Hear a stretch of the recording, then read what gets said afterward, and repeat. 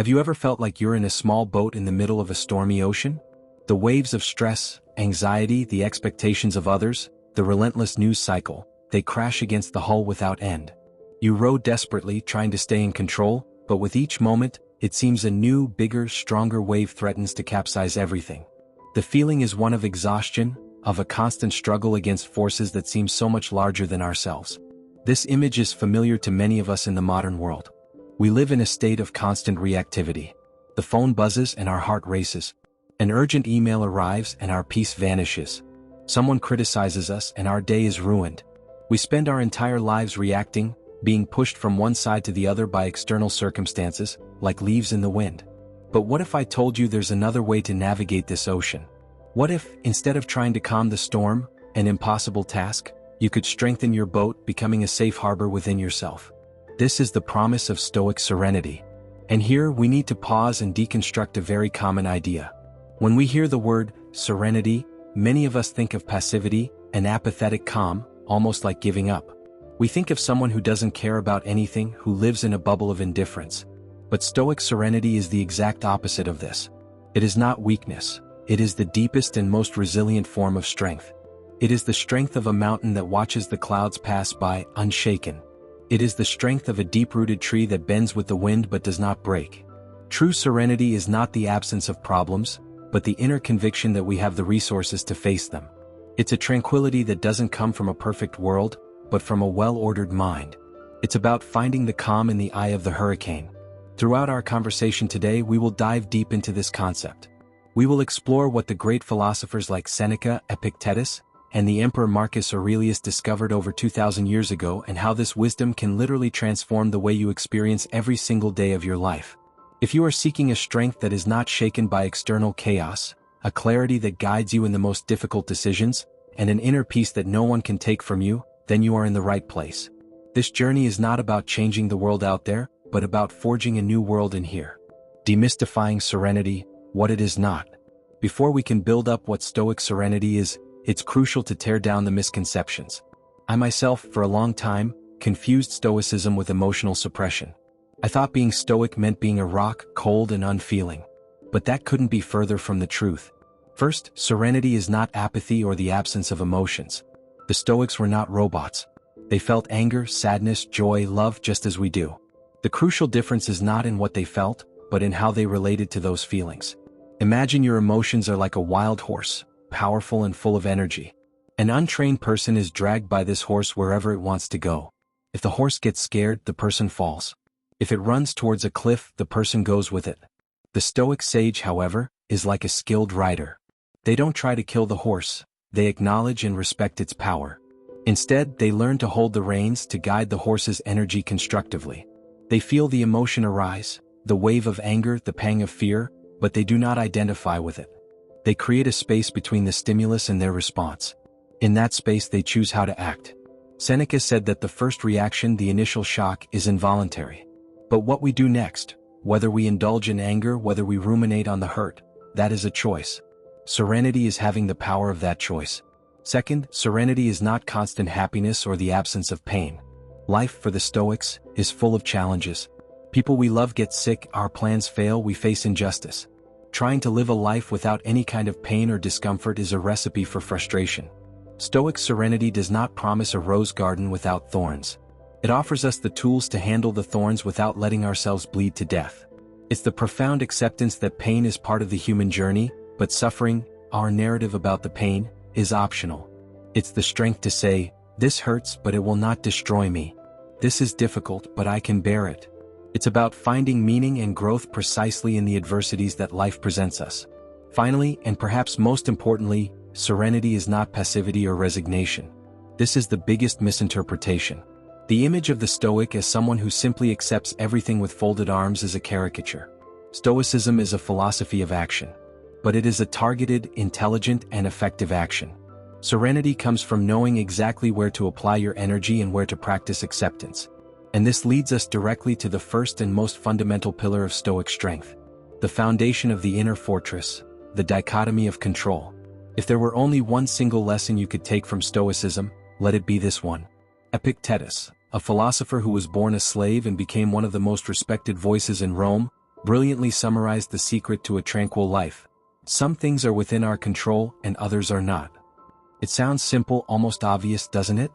But living according to this distinction is the work of a lifetime and the source of all serenity. Let's dive into this. What, in fact, is under our control? According to the Stoics, the list is surprisingly short but immensely powerful. Under our control are our judgments, our opinions, our intentions, our desires, and our aversions. In short, our inner world. The way we interpret events, the virtue with which we choose to act, the values we decide to cultivate. This is our kingdom, our unassailable domain. Now, what is not under our control? Basically, everything else. Our body, it can get sick. Age, our reputation, we can't control what others think or say about us. Our wealth, it can be lost. The outcome of our actions, we can try our best and still fail. And, of course, the actions of other people, the weather, the economy, the past, and the future. Think with me about an ordinary day. You get stuck in traffic. Anger rises, stress builds. You honk, you curse the driver in front of you. What are you doing? Trying to control the uncontrollable. The traffic is not under your control. Your reaction, however, is. You could use that time to listen to a podcast, to breathe deeply, to practice patience. The source of your suffering is not the traffic. It's your belief that the traffic shouldn't be there, your fight against reality. I remember a time in my career when I was obsessed with my boss's opinion.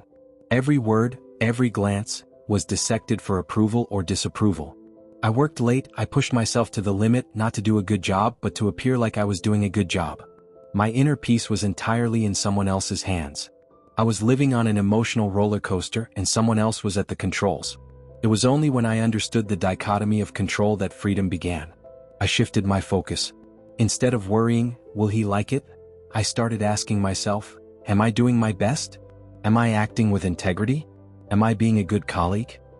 My focus shifted from the external outcome, his approval, which I didn't control, to my effort and my intention, my virtue, which I completely controlled. The quality of my work improved, but more importantly, my inner peace returned. I had reclaimed control of my boat. Applying the dichotomy of control is a daily exercise. Faced with any situation that disturbs you, ask yourself Epictetus's question: is this something that is under my control or not? If it is not, your only task is acceptance. To accept doesn't mean to like, but to recognize reality as it is, without wasting an ounce of energy fighting it. If it is under your control, your response, your attitude, your next action, then that is where you must focus all your strength, all your attention. This is acting with wisdom. This is serenity in action. The art of embracing reality, amor fati. Once we understand what we can and cannot control, the next step is to develop a new relationship with that which we do not control. The Stoics, and later the philosopher Friedrich Nietzsche, called this amor fati, the love of one's fate. This sounds radical, doesn't it? To love everything that happens to us, including the bad things? Yes. But to love here doesn't have the romantic sense of to like or to desire. It is an acceptance so deep and complete of reality that it transforms into a kind of embrace. It's looking at every event in your life, whether perceived as good or bad, and saying, yes, this belongs to me. This is part of my story. And I would not have it any other way because it made me who I am. Think about an obstacle you've overcome in the past. A layoff, the end of a relationship, an illness. At that moment, it seemed like the end of the world. It was painful, it was difficult. But looking back today, can't you see how that experience strengthened you? How it taught you valuable lessons, made you more resilient, more compassionate. Amor fati is the practice of applying that future wisdom to the present moment. It's trusting that, somehow, what is happening now, however challenging, is exactly what you need for your growth. Marcus Aurelius wrote in his Meditations, "The impediment to action advances action. What stands in the way becomes the way." It's a transformative idea. The obstacle is not something that prevents you from moving forward. The obstacle is your path. The way you handle the traffic jam is your practice of patience. The way you respond to an unfair criticism is your practice of temperance and wisdom. Life never stops giving you opportunities to practice virtue. Cultivating amor fati frees us from one of the greatest thieves of serenity, the what if. What if I hadn't lost that job? What if that person hadn't left me? These thoughts trap us in the past, in a reality that doesn't exist, and they drain our energy from the only place where life happens, the now. By embracing what is, you release that energy to act constructively in the present. You stop fighting the river's current and start using it to carry you forward. This is flowing with life, and there is no greater strength than that. The Sage's Training, Practical Tools for Daily Serenity. Stoic philosophy is not a set of abstract ideas to be discussed in an ivory tower. It is a practical and robust toolkit for life. It is something to be lived, trained, embodied. Let's look at some of the most powerful tools you can start using today. 1. Premeditatio malorum, negative visualization. This might seem counterintuitive. To be happier and more serene, we should think about bad things happening? Seneca would say yes. The premeditatio malorum, or the premeditation of evils, is an exercise where you take some time, perhaps in the morning, to contemplate the things that could go wrong. Imagine for a moment losing your job. Imagine your relationship ending. Imagine your health failing. Not in a morbid way or to sink into anxiety, but with two clear purposes. First, to reduce the impact of the shock if something like that actually happens. A person who never thinks about the possibility of loss is devastated when it occurs. The Stoic, who has already contemplated this possibility, may be sad, but they will not be in shock. They are prepared. They have already thought, if this happens, how will I act with virtue? How can I use this to be a better person? It's like a vaccine against despair. The second purpose, and perhaps the most beautiful one, is gratitude. By contemplating the loss of something you value, you come to value it infinitely more in the present. After imagining your life without the people you love, how will you treat them today? After imagining the loss of your health, how will you care for your body today? This exercise transforms the ordinary into the extraordinary. Your breakfast becomes a banquet. A hug becomes a treasure. Premeditatio malorum anchors us in the present and fills us with a deep appreciation for everything we have, right here, right now, knowing that nothing is guaranteed. 2. The Philosophical Journal, the Conversation with Yourself. The book, Meditations by Marcus Aurelius, one of the most important texts of Stoicism, was not written for publication. It was his personal journal. A notebook where he prepared for the day, reflected on his mistakes, and reminded himself of Stoic principles. You can do the same. In the morning, write about the challenges you might face in the day. Today I will probably meet rude, ungrateful, envious people. But they are this way out of ignorance of what is good and evil. I, who know the nature of the good, cannot be harmed by them. I will remember to act with justice, courage, and compassion. This is arming yourself for the day. At night, conduct a review. Seneca recommended asking yourself, what fault did I cure today? What vice did I resist? In what respect am I a better person? This is not about blaming yourself, but about honest and gentle self-analysis. Where did I lose my temper? Where did I act on impulse? What can I learn from this for tomorrow? The journal becomes your personal trainer, your wisest counselor. Over time, this practice of self-reflection builds an unshakable self-awareness, which is the foundation of serenity. 3. The view from above, gaining perspective. When we are immersed in a problem, it seems gigantic, omnipresent. A rude email from the boss can consume our entire mental universe. Marcus Aurelius practiced a mental exercise to combat this. The view from above, or the cosmic perspective. He would imagine himself floating out of his body, looking down at himself. Then he would rise higher, seeing the entire palace, the city of Rome.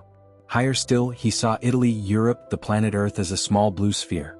And he continued, seeing the solar system, the galaxy, and the countless clusters of galaxies in the vast, silent blackness of space. From there, from that cosmic perspective, what is that email? What is that small dispute, that worry that seems so monumental? It shrinks to its true size, tiny, insignificant in the grand scheme of things. This is not to invalidate our feelings but to give us perspective.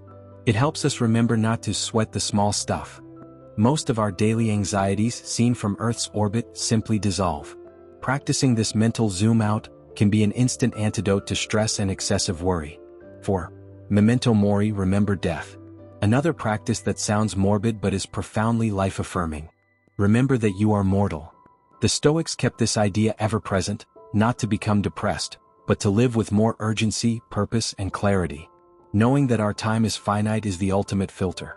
In the face of the awareness of death, how many of our daily worries survive? The need to impress others, the fear of apologizing, the procrastination of a dream. All of it seems trivial. Memento mori forces us to ask, if this were my last day on earth, is this how I would want to spend it? Am I being the person I want to be? Am I loving enough? Am I living according to my values? The serenity here comes from clarity. Death strips away the non-essential. It helps us focus on what truly matters, our relationships, our contribution, our character. To live each day as if it could be our last doesn't mean to be reckless, but to be incredibly present, grateful, and virtuous. Conclusion: serenity as your inner citadel. We return to the image of the boat in the storm. Stoic philosophy does not teach us to stop the waves. It hands us the hammer and nails, the wood and the knowledge to build an inner citadel. A place within us that no external storm can invade. This citadel is built on the foundation of the dichotomy of control, with walls of amor fati and acceptance. Its windows are the cosmic perspective, allowing us to see beyond the immediate storm. Its maintenance tools are the philosophical journal and premeditatio malorum. And its guiding light is the constant awareness of memento mori. Serenity, therefore, is not a passive state that we stumble upon by chance. It is a strength that we actively build day after day, choice after choice. It is the strength to remain calm when everyone around is in a panic. It is the strength to be kind when confronted with rudeness. It is the strength to act with courage in the face of fear. It is the strength to focus on your own character when the world seems chaotic and unjust. This journey is not easy. There will be days when your boat is shaken hard. There will be days when you forget your principles and react on impulse. And that's okay. The Stoics themselves saw themselves as eternal students, not as perfect sages. The important thing is not to never fall, but to always get up, forgive yourself, and return to the practice. Every moment is a new opportunity to choose serenity, to choose strength. So, I ask you, what is the storm you are facing right now? And which Stoic tool can you use today not to fight it but to navigate through it with strength, grace, and tranquility? True strength is not in shouting louder than the wind, but in being the silent calm at the center of the hurricane. This is your Stoic heritage. This is your power. If this reflection resonated with you, if it gave you a new perspective on strength and tranquility, leave a like so this message can reach more people. Subscribe to the channel because with each video, we will strengthen this inner citadel together. And most importantly, share in the comments. Which of these Stoic practices will you start applying in your life? Your journey inspires ours. Let's continue this conversation. Until next time.